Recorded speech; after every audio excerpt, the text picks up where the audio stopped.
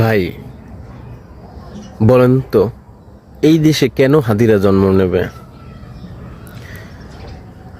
কেন হাদিরা বারবার আন্দোলন করবে?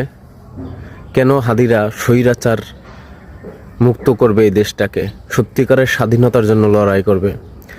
যে হাদিরা লড়াই করে এই দেশটাকে শোষণমুক্ত করার চেষ্টা করে, ইনসাফ প্রতিষ্ঠা করার চেষ্টা করে, সেই হাদিদের যদি জীবনের নিরাপত্তা না থাকে, তাহলে আর হাদিদের জন্ম হবে না এই দেশে।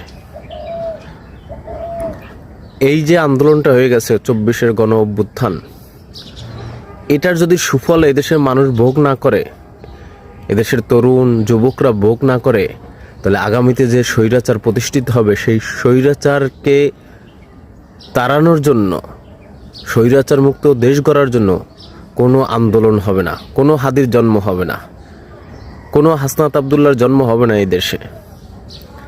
বিচার চাই, যে করছে এবং যারা করাইছে এবং যে উদ্দেশ্য করাইছে, এই তিনটাকেই বাংলাদেশ থেকে ব্যান করতে হবে, জীবিত অথবা মৃত।